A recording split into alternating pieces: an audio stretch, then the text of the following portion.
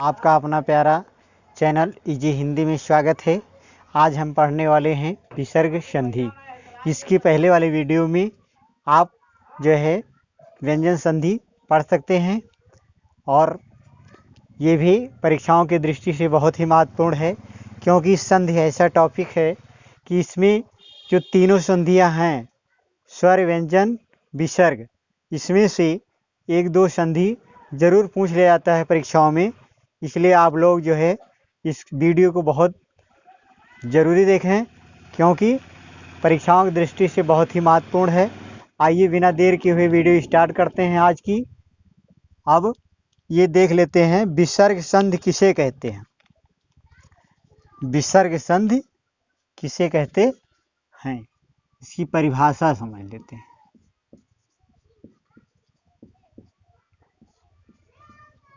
परिभाषा, विसर्ग संधि देखने की मात्र से ही आपको पता चल जाएगा कि इसकी संधि विच्छेद होने पर हमें क्या आना चाहिए, इसमें क्या आना चाहिए, विसर्ग आना चाहिए।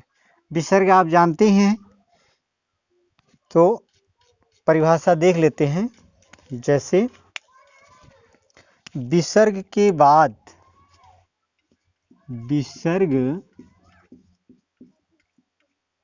बाद स्वर या व्यंजन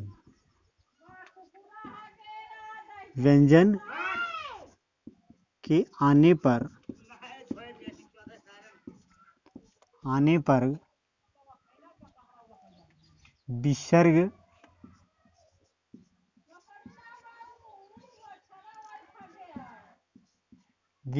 में परिवर्तन हो जाता है, उसे विसर्ग संधि कहते हैं। अब देखिए, विसर्ग के बाद यानी कोई भी स्वर या व्यंजन आ सकता है। अब कहिए कब आ सकता है, यानी जब हम संधि विच्छेद करेंगे तो वहाँ पे हम देखेंगे कि संधि विच्छेद में स्वर आ रहा है या व्यंजन आ रहा है, तो उसमें वो बाद में क्या विसर्ग में ही परिवर्तन हो जाता है। किस प्रकार से हो जाता है, उदाहरण के अनुसार से देख लेते हैं। जैसे तपः धन बल बराबर क्या हो जाएगा, तपो बल। अगला उदाहरण, जैसे मनः धन रथ बराबर मनोरथ। अगला उदाहरण, तपः धन भूमि बराबर तपो भूमि। ठीक। अब ये देखिए, अब यही जो आप संधि विच्छेद करके लिखे हुए हैं, ये कैसे हम पहचानेंगे। जैसे परीक्षाओं में आ जाता है, लिखा रहता है तपोबल, तो वहाँ पे आप शंकित हो जाते हैं कि तपोबल लिखा है, यानी एक चुरकी है। तो एक चुरकी इसमें पढ़ाया गया था गुण संधि में। गुण संधि में ए, ओ और अल हो जाता है, लेकिन ओ का मात्रा देखते ही बच्चे बहुत क्या करेंगे, इसमें गुण संधि मार देंगे, तो ये गुण संधि गलत हो जाएगा। क्योंकि यहाँ देखिए, इसका संधि विच्छेद का भी नियम देखिए ना। देखिए, जैसे तप धन बल, तो यहाँ तप धन बल जोड़ करके यानी तपोबल हुआ, तो ये तप थोड़ी होगा, यहाँ आहा है यानी तपा है, विसर्ग लगा हुआ है। तो विसर्ग लगने पर यहाँ इसमें कौन सी संधि होगी, विसर्ग संधि। ठीक, इस प्रकार से हम ध्यान करेंगे, क्योंकि ऐसा ना कि ये हम विसर्ग संधि को गुण संधि निशान मार दें, गलत हो जाएगा। इसी प्रकार से ये भी देखिए मनः धन रथ बराबर मनोरथ। ठीक, तो अब आप ये परिभाषा विसर्ग की समझ गए, उदाहरण भी समझ गए। अब हम आइए पढ़ते हैं विसर्ग संधि के प्रमुख नियम। अब ये देखिए विसर्ग संधि के प्रमुख नियम, इसमें भी कई नियम हैं। पहला नियम हम समझ लेते हैं, विसर्ग का ओ हो जाता है। अब ये कैसे ओ हो जाता है, परिभाषा इसकी हम समझ लेते हैं। कोई नियम इसमें लिखे हुए हैं कि विसर्ग का ओ कैसे हो जाता है और क्यों हो जाता है। तो देख लेते हैं। विसर्ग के बाद, विसर्ग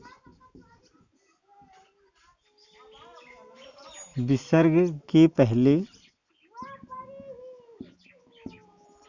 पहले आ और बाद में आ अथवा प्रत्येक वर्ग की तीसरा, चौथा, पांचवा,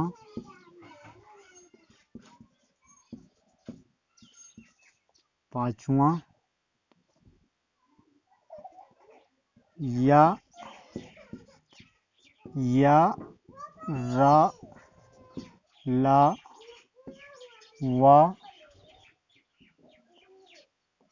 वा हो तो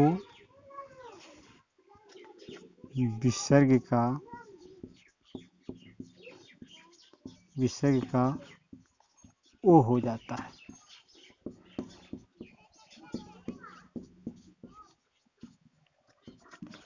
अब ये देखिए इतना नियम जानने की कोई ज़रूरत नहीं है। इतना परिभाषा याद करने की किसी स्टूडेंट को कोई आवश्यकता नहीं है। केवल आप ये हेडिंग देखिए कि विसर्ग का ओ हो जाता है, यानी किस विसर्ग का ओ हो जाता है। ये संधि विच्छेद करेंगे तो क्या हो जाएगा, ओ हो जाएगा, चाहे उसमें आप बाद में आए विसर्ग के या पहले आए। ठीक, वही नियम में लिखा है। या तीसरा, चौथा, पांचवा वर्ण कोई भी आ सकता है। ठीक, या उसमें यारा लावा हो तो वहाँ पे क्या हो जाएगा, जो है ओ हो जाता है विसर्ग। वहाँ पे विसर्ग का क्या हो जाएगा, ओ। कैसे, देखिए जैसे मनः धन योग बराबर मनो योग।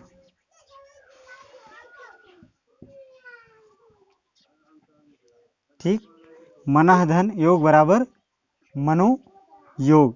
अब यहाँ पे देखिए मनः विसर्ग है, यहाँ पे या आया हुआ है ये तो। और अगला देखते हैं, मनः धन रथ बराबर मनु रथ। ठीक, अब यहाँ पे भी देखिए मनः या रा आया हुआ है, ये रा यहाँ आया हुआ है, तुरंत ओ में परिवर्तन हो गया कि नहीं हो गया। इसी प्रकार से ये कोई भी ऐसा वर्ण आ जाएंगे तो यहाँ पे, और ये भी ध्यान रखना है, ये संधि विच्छेद आपको आना चाहिए। कि जैसे मनोधन लिखा है तो ऐसा नहीं कि मनोधन रथ बराबर मनोरथ, नहीं, ये डायरेक्ट नहीं होगा, क्योंकि ये ध्यान हमें देना होगा, क्योंकि ये गुण संधि में नहीं आता है। नहीं, गुण संधि अगर मार दोगे तो वहाँ पे एकदम गलत हो जाएगा। तो मनः धन रथ, ये मनोरथ, क्योंकि विसर्ग आया है, विसर्ग के आने पर यहाँ पे ऐसा हो गया है। अब हम चलते हैं दूसरे नियम पर। अब ये देखिए जो पहला नियम अभी आपने पढ़ा है उसमें कुछ अपवाद हैं। अपवाद भी देखना जरूरी है, क्योंकि कभी कभी परीक्षाओं में अपवाद से ही प्रश्न पूछ लिए जाते हैं, तो ये भी पढ़ना जरूरी है। अपवाद क्या है देख लीजिए। इसमें जो है पुनः पुनः और अंतः, पुनः और अंतः में, अंतः आने पर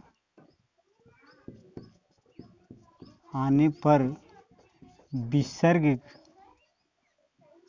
आने पर विसर्ग का रा हो जाता है, रा हो जाता है।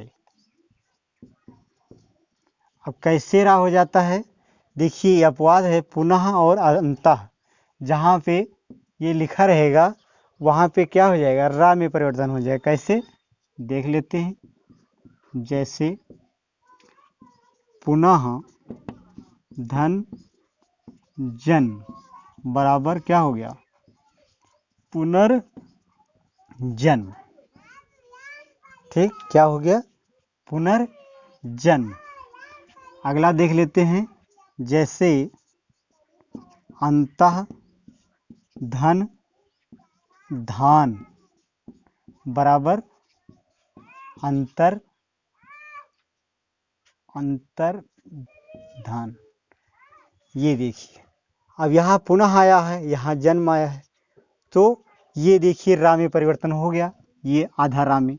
यहाँ भी यहाँ अंतः आ गया, अंतः आने पर जो है विसर्ग का रा हो जाता है, यानी विसर्ग संधि में रा हो जाए। यहाँ पे भी देखिए ये रा आ गया। ठीक, अब हम नंबर 2 संधि पे चलते हैं। देखिए नंबर 2 विसर्ग का रा हो जाता है, विसर्ग का क्या हो जाता है, रा हो जाता है। इसमें कोई परिभाषा नहीं याद करना है, कोई कुछ नहीं। किताबों में आप देखेंगे बहुत बड़ा लिखा रहेगा, उसमें नहीं, बस केवल ये देखिए विसर्ग का रा हो जाता है। कैसे हो जाता है, संधि के माध्यम से देख लेते हैं, उदाहरण के माध्यम से। जैसे एग्जाम्पल के तौर पे, जैसे निह धन आशा बराबर क्या हो जाएगा, निराशा। ठीक, निह धन आशा बराबर निराशा। ऐसे दुह धन आशा बराबर दुराशा। ठीक, ऐसे निधन धन बराबर निर्धन। अब ये देखिए कैसे, इसमें ट्रिक देखिए, निधन आशा बराबर निराशा। अगर निराशा लिखा रहेगा तो आप संधि विच्छेद करेंगे तो ऐसे नहीं होगा कि निर्धन आशा, निर्धन आशा नहीं लिख पाएंगे। ये रा जो है बाद में लगता है, क्योंकि निधन आशा बराबर, ये देखिए रा इसी में लिखा हुआ है। ये रा विसर्ग का रा कैसे हो जाता है, इसी में लिखा है। ये रा देखिए, और ये रा देखिए, और इसमें ये रा। तो कहने का मतलब है कि हम जब उसका संधि विच्छेद करेंगे तो पता लग जाएगा कि विसर्ग का रा हो जाता है किस प्रकार से। उदाहरण के माध्यम से समझ गए। अब हम जो है अगला नियम देख लेते हैं। अब ये देखिए नंबर 3 नियम क्या कहता है, विसर्ग का सा हो जाता है। कैसे विसर्ग का सा हो जाता है देख लेते हैं उदाहरण के माध्यम से। इसमें जो है जैसे निह धन चिंत बराबर निश्चिंत। ठीक, अगला उदाहरण, निह धन छल बराबर निश्छल।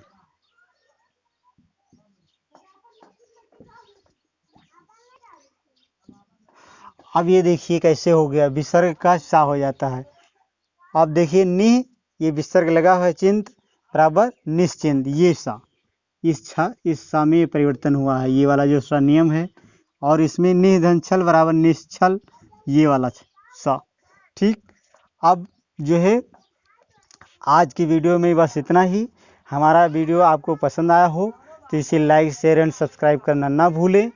और पूरी वीडियो देखने के लिए बहुत बहुत धन्यवाद। अगले वीडियो में अच्छे वीडियो के साथ फिर मिलेंगे, तब तक के लिए नमस्कार।